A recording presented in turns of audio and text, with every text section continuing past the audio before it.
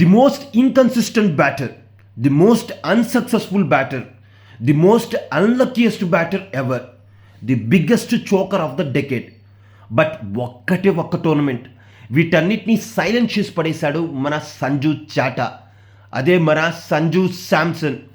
ఒక యంగ్స్టర్గా ఐపీఎల్లో అడుగు వేసిన, ఒక ఎమర్జింగ్ ప్లేయర్గా ఎదిగి, ఒక లీడర్గా మారి ఫైనల్లీ ఒక సేవియర్గా వరల్డ్ కప్ అందించిన సంజు శాంసన్ గురించి ఎంత చెప్పినా తక్కువే అవుతుంది. Because he deserves it.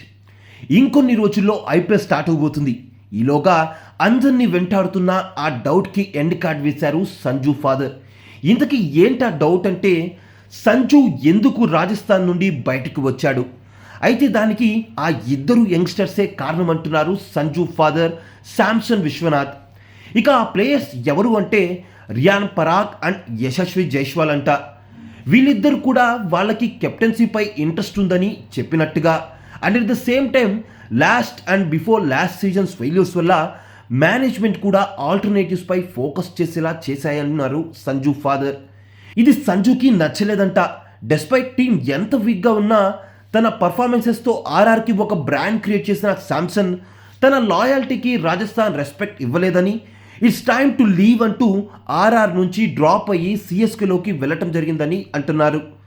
అయితే సంజు శాంసన్ సిఎస్కేలో జాయిన్ అవ్వడం అతని కెరియర్కి ప్లస్ అవుతుందని, అండ్ తాలా తర్వాత ఆ రేంజ్ అందుకోగల సత్తా అతనికి ఉందని, సిఎస్కే రైట్ పర్సన్పై ఇన్వెస్ట్ చేసిందని ఎక్స్పర్ట్స్ అంటున్నారు. మరి సంజు తన స్ట్రీక్ని ఇక్కడ కూడా మెయింటైన్ చేస్తే ది నెక్స్ట్ తాలా అయ్యే అవకాశం ఉంది అని ఫ్యాన్స్ అంటున్నారు.